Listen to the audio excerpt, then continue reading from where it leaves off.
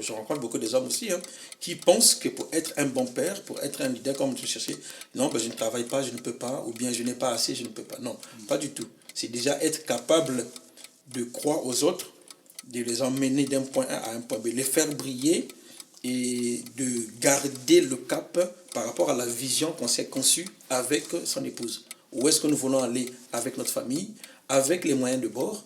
Beaucoup d'argent c'est bien, peu d'argent c'est bien, mais nous irons quand même à notre rythme. Quand j'ai dit en fait que pour moi un leader, c'est un leader serviteur, donc pour moi, je suis en fait au service de l'équilibre de ma famille. Je suis au service de l'épanouissement de ma famille.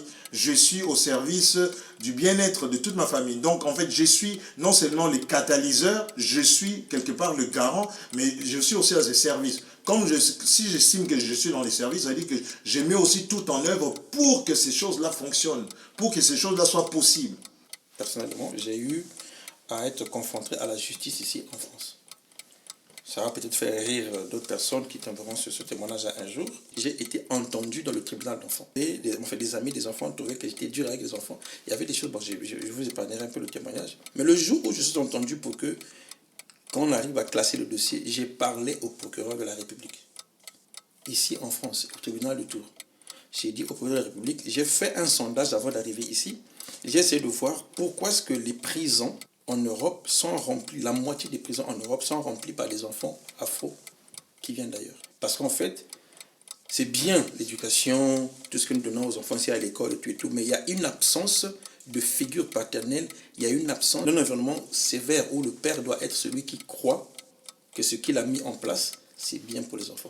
Quand j'ai sorti ce témoignage-là devant le tribunal, j'ai entendu le procureur dire à tout le monde, laissez partir M. Adel.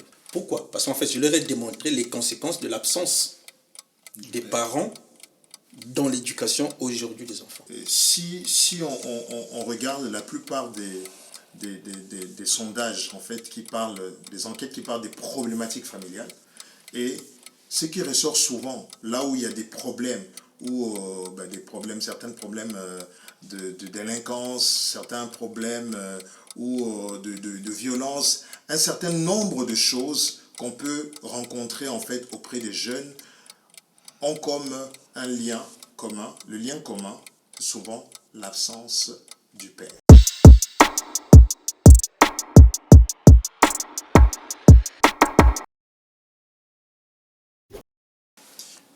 Bonjour à tous, bienvenue dans l'émission Carrefour des Hommes, l'émission 100% Hommes sans tabou.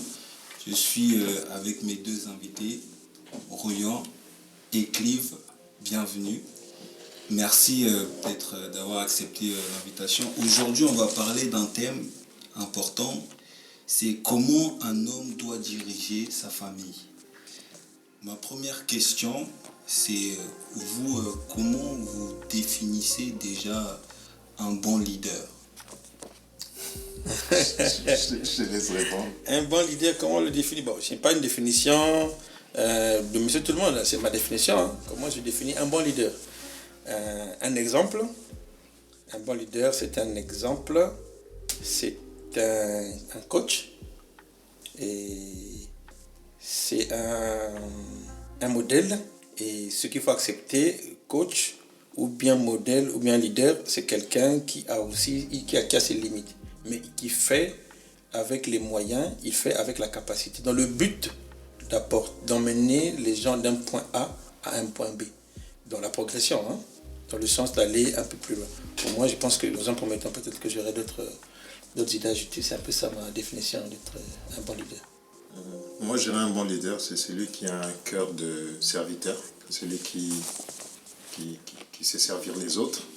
Un bon leader, c'est celui qui veut illuminer les autres, hein, faire briller les autres. Un bon leader, c'est celui qui amène les autres à grandir. Et c'est aussi celui qui transmet. Hein, c'est celui qui transmet. Et c'est celui qui met en place un cadre qui permet à chacun de s'exprimer et puis de s'ouvrir aussi. Donc, je dirais ça. Il y a tellement de définitions qu'on peut donner, mais quelques éléments là, ouais. Et Dans ce rôle de leadership, quelle est la place de votre partenaire lorsque vous exercez ce rôle de leader au sein de votre famille? Comme j'avais donné le ballon à Cliff, je vais commencer. La place si on parle de partenaire, donc là je parle de ma femme. Dans mon leadership, ma femme, elle est ma partenaire leadership. Elle est coéquipière. Donc c'est un peu un leadership qui n'est pas mené. C'est pas un leadership en solo. C'est un leadership en fait qui est mené en duo, de manière assez concertée. Donc on ne fait pas cavalier seul en fait. Il y a quelque part un capitaine, un co-capitaine si je peux dire, dans ce type de leadership que je suis. Et aujourd'hui, le monde a du mal à définir réellement le rôle des hommes. À un moment donné, on va dire que l'homme, son rôle, c'est être pourvoyeur. Certains vont le définir en tant que simple géniteur. Et certains hommes n'arrivent pas à trouver leur place, leur rôle au sein de leur famille. Et je voulais avoir votre avis. Vous, au sein de votre famille, quel est votre... Si vous pouvez définir votre rôle, quel serait votre rôle au sein de votre famille? Bon, moi, je ne m'arrêterai pas, honnêtement, je ne m'arrêterai pas qu'à celui qui est pourvoyeur ou bien à celui qui est géniteur. Je dis dans ma définition ici, c'est quelqu'un qui amène les autres d'un point A à un point B. Et la question qui suivait, c'est que tu nous as demandé quelle était la place de notre partenaire. Et Rui ensuite reprend pour dire que c'est une co-équipière, parce qu'en fait, ce leadership-là, parlant de la famille, là où il y a un père et une mère, ne peut pas se faire seul. D'où ma définition, ou ma compréhension, moi, pour dire que je ne peux pas être forcément le géniteur, parce qu'en fait, le pourvoyeur plutôt. Parce que la société dans laquelle nous vivons aujourd'hui a fini par nous déterminer qu'il y a des hommes qui sont présents, qui sont vivants, qui peuvent mener leur leadership, mais financièrement parlant, ne tiennent pas debout par faute d'emploi, faute de capacité à pouvoir. Il y en a qui peuvent se retrouver malades et tout ça là. Et donc du coup, on ne peut pas définir un leader par rapport à celui qui apporte seulement des solutions financières. Ou bien celui qui apporte plus. Mais déjà, si on fait équipe avec notre épouse et qu'on a mis en place la direction, peu importe qui pourvoit, peu importe celui qui apporte financièrement plus, mais tant que les bases ou bien les termes de notre leadership sont définis, on conduit, on va avec. Donc, définir un père, en fait, un leader parce qu'il est seulement le géniteur, c'est faux. Et je peux le dire aussi, c'est qu'on n'est pas père parce qu'on a pu donner naissance à un enfant. Aujourd'hui, un garçon de 12 ans peut donner naissance à un enfant. De 14 ans peut donner naissance à un enfant. Mais il ne pourra pas être le leader que nous sommes en train de vouloir poursuivre ici. Mais c'est celui qui a la vision, qui sait faire briller les autres bâtiments et les emmener d'un point A à un point B. Peu importe ses capacités financières ou bien sa position dans la société, mais si déjà il fait équipe avec sa femme, déjà il faut enlever même la capacité à être un bon leader. Il faut enlever cette capacité. Il ne faut pas lier cette capacité-là aux finances. Ce n'est pas possible. Sinon, ceux qui n'ont pas beaucoup d'argent, mais ceux qui n'ont pas d'argent ne pourront pas être leaders. Aujourd'hui, non, ce n'est pas ça. Il faut vraiment arriver à dissocier ça. Et j'ai du mal, je rencontre beaucoup des hommes aussi, qui pensent que pour être un bon père, pour être un leader, comme tu cherchais, non, je ne travaille pas, je ne peux pas, ou bien je n'ai pas assez, je ne peux pas. Non, pas du tout. C'est déjà être capable de croire aux autres, de les emmener d'un point A à un point B, les faire briller et de garder le cap par rapport à la vision qu'on s'est conçue avec son épouse. Où est-ce que nous voulons aller avec notre famille, avec les moyens de bord? Beaucoup d'argent c'est bien, peu d'argent c'est bien, mais nous irons quand même à notre rythme. C'est vraiment intéressant ce que tu dis. Et est-ce que dans votre marche pour devenir des bons pères, pour devenir des bons leaders, vous avez eu ressenti ce manque de figure, ce manque d'exemple, et comment vous avez fait pour combler cela? Est-ce qu'à un moment donné, vous avez trouvé d'autres modèles de leadership pour prendre exemple sur eux? Je dirais, bien sûr, quelque part, alors, pour s'inspirer, pour prendre le modèle quelque part, ça veut dire qu'il faut reconnaître ou admettre qu'à un moment donné, qu'on a des limites, qu'on a des insuffisances. Et ça, c'est super important. Sinon, si on est suffisant, on n'a pas besoin en fait de recourir à d'autres modèles parce qu'on s'y suffit à soi-même. Donc, moi, personnellement, pour parler que de moi, j'ai grandi en fait dans un contexte où le leadership, par exemple, de mon père, c'était un leadership où plutôt figure plutôt très autoritaire. Donc, ça veut dire que il parle, il n'y a pas forcément de contradiction, c'est qu'il dit, c'est ce qu'on doit faire, on dit oui, et puis ça s'arrête là. C'était un peu ça. Et moi, j'ai grandi en fait sous ce leadership-là qui ne m'a pas forcément aidé à m'épanouir pleinement, qui a plutôt causé des formes qui a causé beaucoup de frustration et aussi beaucoup de manque de confiance, par exemple en moi, puisque quand on a en fait un leader qui t'écrase, un leadership qui t'écrase, qui à un moment tu arrives, tu deviens homme, tu ne sais pas, quelque part, tu as peur de tout, tu as peur de l'échec, tu as peur en fait, tu ne penses pas avoir des capacités parce que tu as grandi sous un leadership qui t'a pas laissé t'exprimer à un moment. Donc, comme le leadership auquel tu aspires, c'est pouvoir être quelqu'un d'assez épanoui, quelqu'un qui va aussi pouvoir aussi exprimer en fait ses capacités. Donc au bout d'un moment donné, moi j'ai compris, en tout cas, c'est sûrement j'ai compris ça quand je suis devenu en fait père, c'est que il y a un moment donné, j'avais un besoin d'un modèle de père qui était différent que le modèle que moi j'ai reçu. Pas que j'ai quelque chose contre mon père, mais ce n'est pas cette image de père que moi j'avais. Donc j'ai eu en fait des mentors, des personnes que j'ai considérées à un moment donné dans mon parcours comme étant des pères pour moi, des personnes que j'ai considérées comme des pères pour moi, des personnes en fait que j'ai vu comment est-ce qu'ils fonctionnaient avec leurs femmes, comment est-ce qu'ils fonctionnaient avec leurs enfants, quel est le cadre en fait qu'ils mettaient en place. Et ça, c'était super important. C'était super important pour moi parce que j'avais reconnu, en tout cas, j'admettais que j'avais quelque part des formes d'insuffisance. Et je me suis tourné en fait vers ça. Et il y a tout ça. La dernière chose que je dirais, c'est que quand j'ai dit en fait que pour moi, un leader, c'est un leader serviteur, donc pour moi, je suis en fait au service de l'équilibre de ma famille. Je suis au service de l'épanouissement de ma famille. Je suis au service du bien-être de toute ma famille. Donc, en fait, je suis non seulement le catalyseur, je suis quelque part le garant, mais je suis aussi dans les services.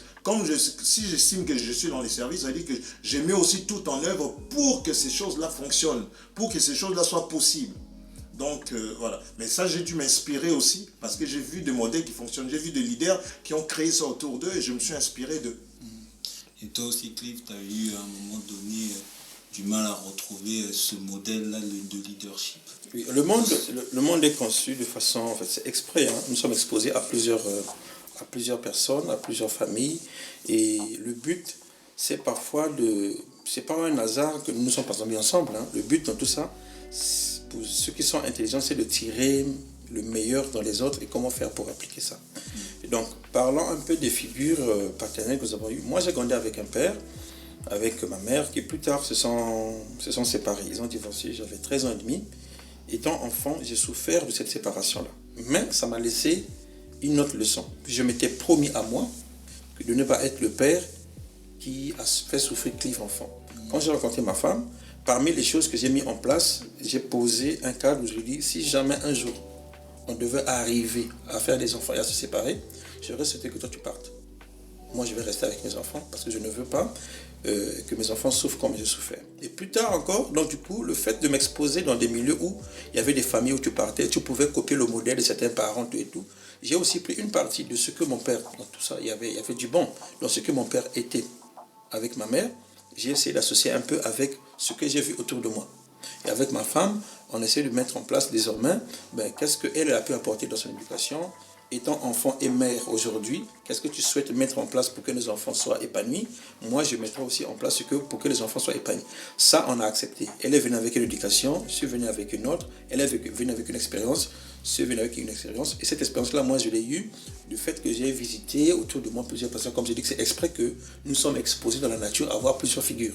Et c'est ça qui fait en sorte qu'en copiant les bons modèles, on essaie de mettre en place maintenant ce qui vient de nous, en associant notre partenaire qui est coéquipière dans le leadership qu'on veut mettre en place. Ça, on réussit à trouver. Dès que ça a commencé à matcher, on a mis ça en place.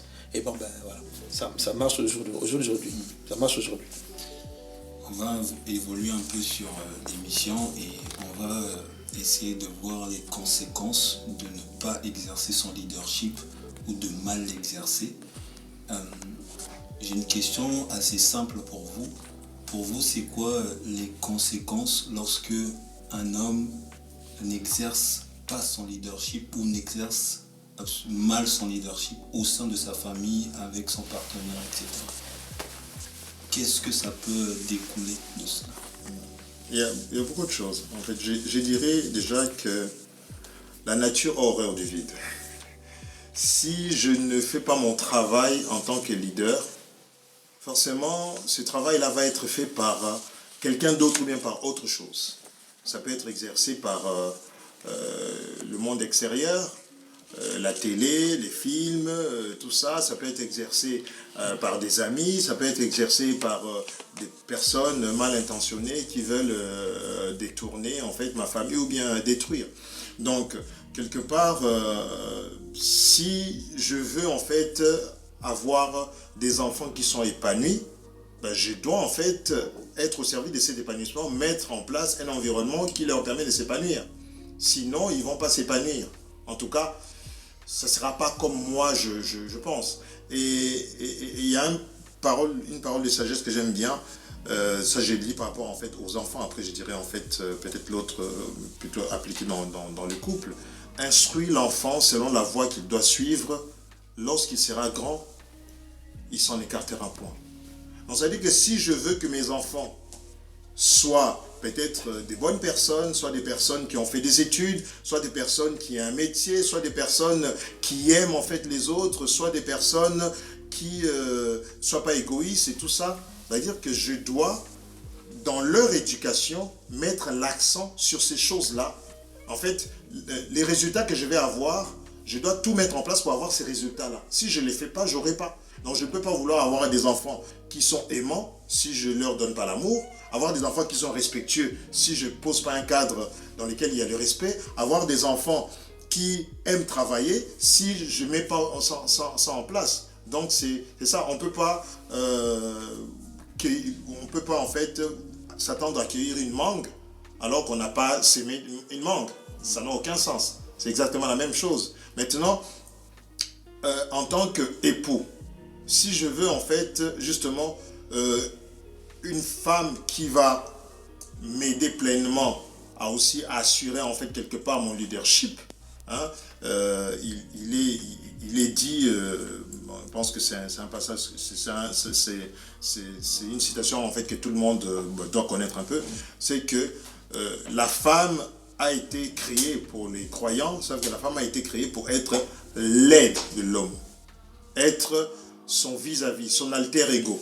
Donc si cette femme qui est censée être mon aide et qu'au quotidien, dans mon leadership, lorsque j'ai mes limites, lorsque j'ai des insuffisances, je ne fais pas appel à elle, alors bien sûr que mes limites en fait ne seront pas en fait quelque part en fait comblées. Et si ça veut dire que j'ai des limites, ça veut dire aussi que j'ai des insuffisances, ça veut dire que je ne suis pas complet, j'ai forcément aussi des zones d'incertitude. Donc cette aide-là, ben, je dois faire appel à cette aide-là tout le temps que cela est possible. En tout cas, reconnaître que j'ai besoin de cette aide-là dans mon leadership. Et si je ne les fais pas, bien sûr qu'il y a des choses que je vais rater, il y a des cibles que je ne pourrai pas atteindre, il y a des objectifs que je ne pourrai pas faire seul, il y a des résultats que je ne pourrai pas produire. Donc, tu vois, en fait, quelque part, d'une part, voilà ce que je veux que mes enfants deviennent, donc je travaille pour. Ce que je veux en fait obtenir en tant que leader, je ne suis pas seul, puisque j'ai dit c'est un leadership à deux têtes. Donc, c'est un leadership où, ben, dans les grandes décisions que je prends, ben, il y a une concertation qui est faite. Parce que c'est un leadership à deux têtes. Je vais rebondir sur l'importance aussi de savoir que si le leadership manque, quelles sont les conséquences. Je pense que c'est un peu dans ce sens-là que tu voulais qu'on aille. J'ai un exemple concret personnellement, j'ai eu à être confronté à la justice ici en France. Ça va peut-être faire rire d'autres personnes qui tomberont sur ce témoignage un jour. J'ai mis en place un leadership où je sais que c'est le père, en fait ce sont les parents qui conduisent la maison.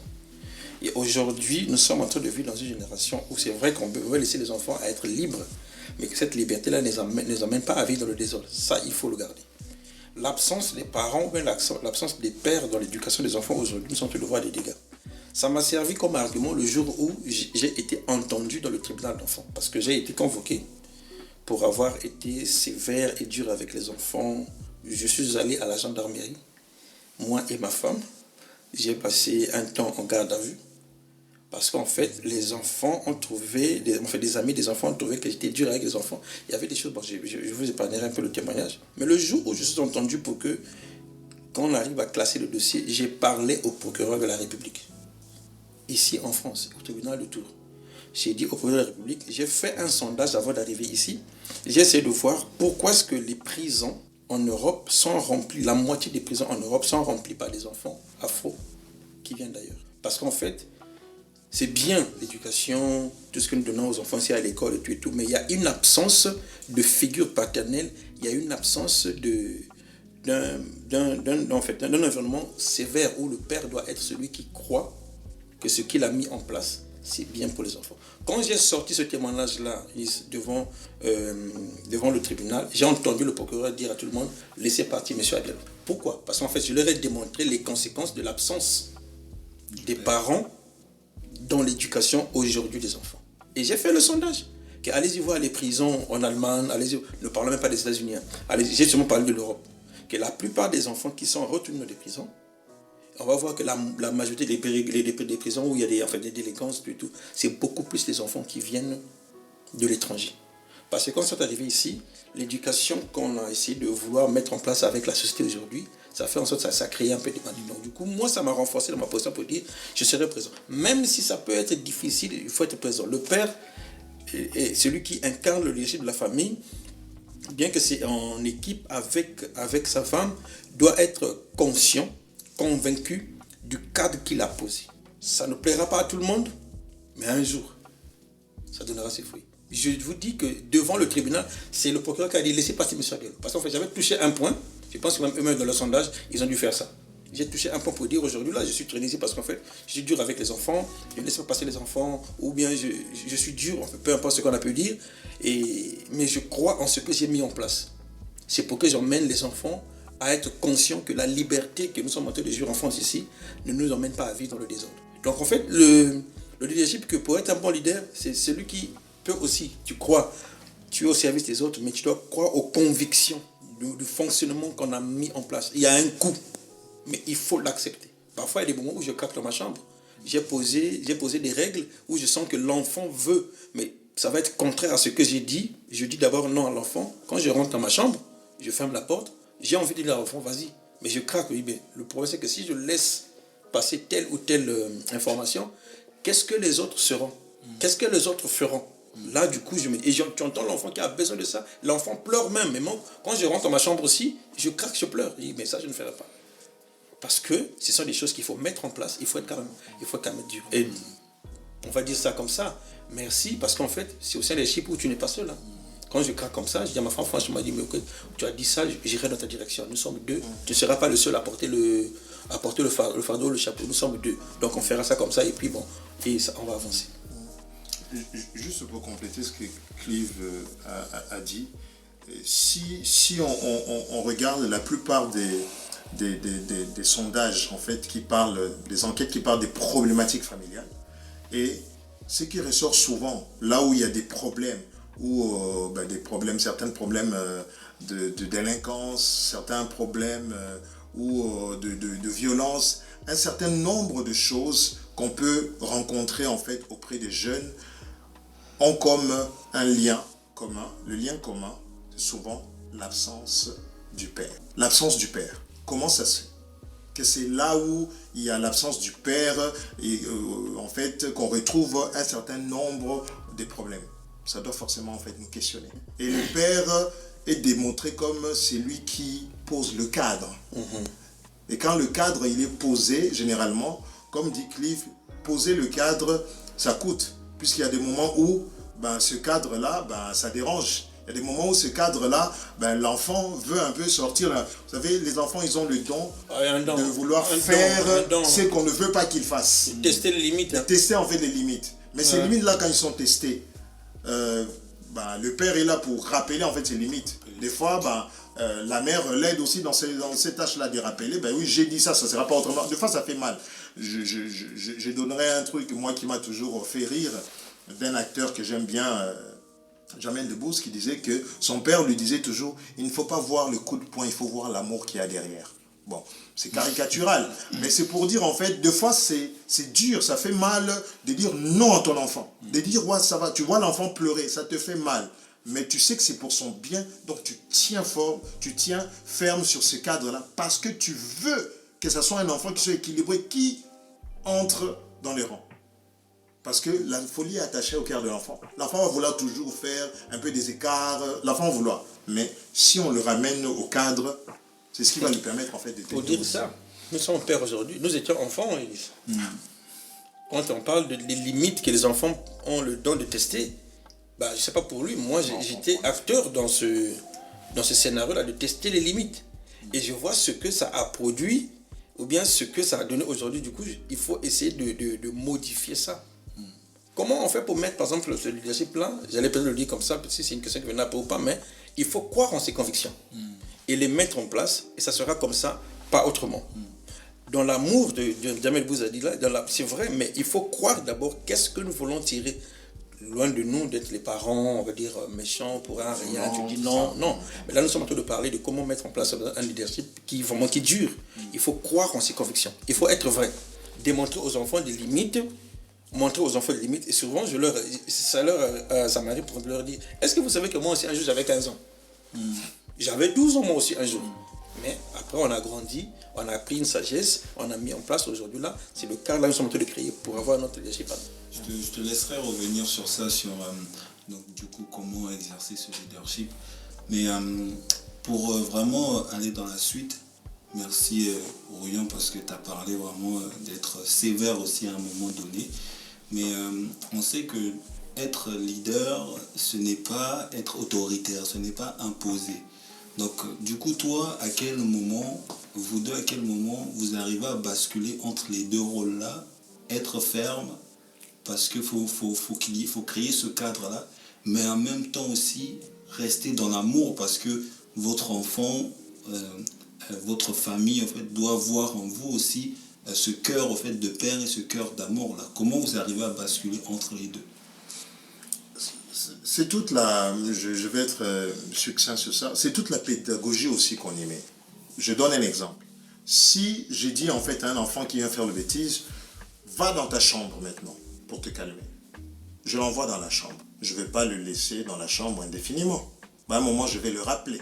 Quand je vais le rappeler, je vais lui poser la question. Est-ce que tu as compris pourquoi je t'ai envoyé dans la chambre? Soit il va me répondre oui, soit il va me répondre non. Je vais bien dire à l'enfant, bien évidemment, ce que tu as fait, ce n'était pas correct. Prochainement, il ne faut pas que ça se reproduise.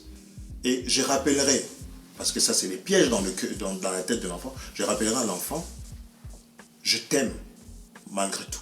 Ce n'est pas parce que je t'ai puni que je ne t'aime pas. Je t'aime. Mais ça, c'est le genre de comportement que je ne peux pas accepter. Parce que si tu continues à grandir avec ça, tu risques toi-même de te faire du mal et de faire mal aux autres. Après, en fait, être complètement malheureux parce que, tu vois, en fait, quelque part, les gens te rejettent ou des choses comme ça. Ça, c'est juste un exemple parmi tant d'autres. Donc, on est capable de donner, en fait, la limite, c'est ça. La correction, voilà qu'est-ce qu'on met en place. Et dire aussi, cette correction-là n'enlève pas l'amour. Oui. Donc, l'enfant est capable d'entendre ces deux discours-là et de faire la part de choses. C'est bien. Et ça, c'est super important. C'est vrai. Donc, ils savent aussi que quand il y a un ton qu'on prend, là, le papa ne rigole plus. Là, c'est sérieux. Ils savent. Les enfants, ils apprennent à nous connaître.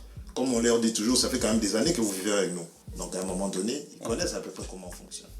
En fait, on peut mettre la sanction, mais ça n'empêche pas la vie. La vie, elle continue.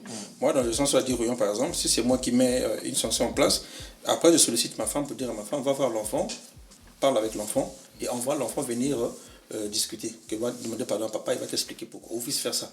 C'est-à-dire qu'à un moment donné, j'ai dit d'accord qu'il y a eu une punition quand il est je viens de te voir pour dire, tu sais pourquoi maman t'a puni? Il y a eu ça et ça et ça. Mais elle n'est pas. Il faut toujours arriver à dire à l'enfant que cette punition-là n'exclut pas l'amour. C'est important de le faire pour toi.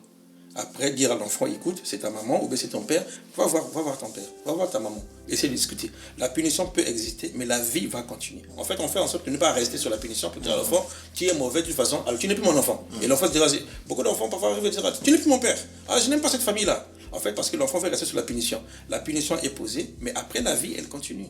Surtout, ressortir ce qu'a dit Rouillon, c'est parce que nous t'aimons. Je t'aime, voilà pourquoi j'ai fait ça. La punition n'exclut pas l'amour que nous avons pour toi. C'est important.